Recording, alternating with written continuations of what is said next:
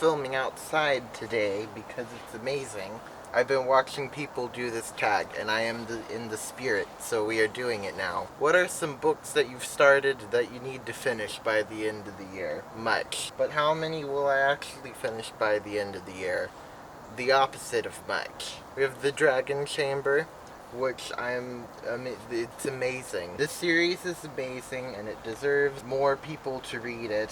Definitely going to probably finish this one. A Little Princess, just started this audiobook. Not loving it as much, but also loving it. Picture of Dorian Gray, which I've been enjoying up until the point that I've gotten to where it's boring.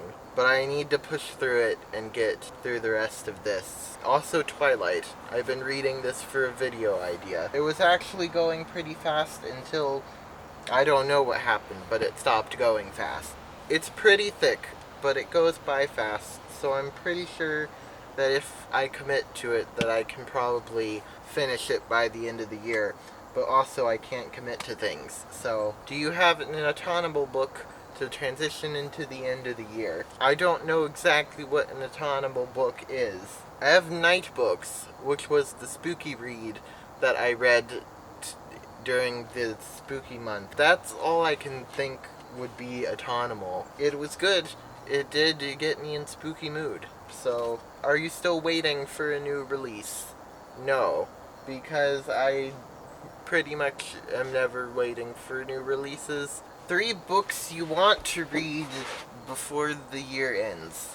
Other than the ones that I've already said, I've also been reading Dante's Inferno, which I would like to finish, but again, can't commit to that because it hasn't been high on the list. What would be nice is if I could read What would be nice is if I could finish the 3rd Harry Potter book and pick up the 3rd Harry Potter book and start the 3rd Harry Potter book. What would be nice is if I could read.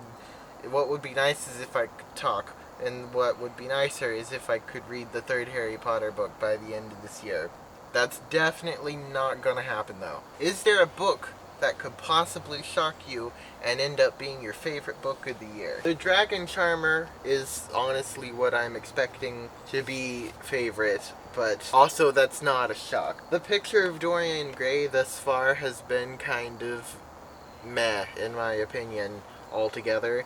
So unless there's like a really great twist at the end of this, it's definitely not going to be my favorite book. But if there is, maybe. Have you already started planning for reading in 2021? Other than like the general goal of trying to read a lot, not really. I'm hoping that I can read more than I read this year. Because this year started really great, and then it kind of led. Now it's getting back on track. I'm just hoping to make more of a habit of reading, I guess. Because I haven't been doing a good job of habitual reading. These are the books, that was the video, and this is the end.